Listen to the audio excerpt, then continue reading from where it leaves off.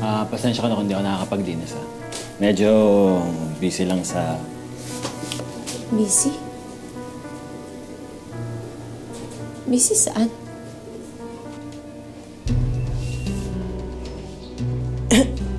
Nga, mauna na pala ako kasi marami pa akong aayusin. Pero, naku, Arby, ang laki-laki mo na. Ako nga pala, ang tita Tiny mo, ha? Parang ready ka na for school. Gusto mo pang sumabay na sa akin? Opo. Okay lang ba yun? Kasi Apple, total dadaanan ko rin naman yung eskwelahan nila. Ano ba naman yung isabay ko na siya? Sige, Ate Tiny, pasuyo na lang, ha? Paalam ka na.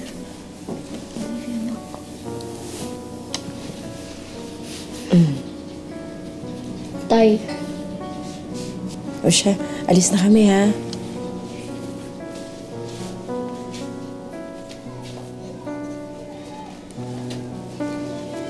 Ka na.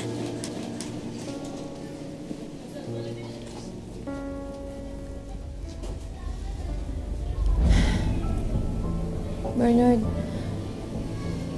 bakit naman ganito yung bahay natin? Hindi man lang natapos yung renovation. Ang dumi-dumi. Ano ba naman? Hindi ko naman kasalanan ng titakbuhan tayo ng kontraktor. Alam mo, kasalanan mo to eh. Hindi ka naman kasi nagsabi agad na uuwi ka na pala. Di sana napaayos ko pa tong bahay. Bernard, may kasama kang bata dito. Kasama mo dito yung anak natin. Ba't hinahayaan mo pabayaan yung anak natin ng ganito? Tingnan mo naman lahat. Pwede ba wag mo akong pagsabihan ng ganyan? Akala mo madali mag-alaga ng bata? Ha? Tapos nagpapaayos ka pa ng bahay. Ang dami pang inuutos sa akin. Akala mo madali yun? Apple, 4 na taon. 4 na taon mong hindi ginawa sa akin yung pagiging asawa mo.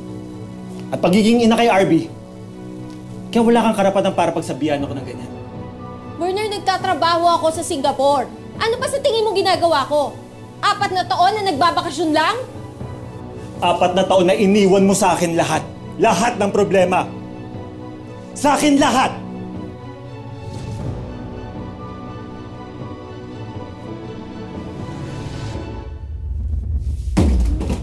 Sofia. Hayop ka! Sofia. Ikaw ba? Ikaw ba yung lalandi sa asawa ko, ha? Kaya ayaw niyo umuwi ng bahay! Tama na! Bernard! Bernard! Bernard! Bernard! Bernard! Teka! Bernard! Ito ba lalaki mo? Bernard! Ha? Siya ba yung bago mong kabit? Mali ka naman eh! Hindi! Bernard! Ano ba? Tabi! Ah!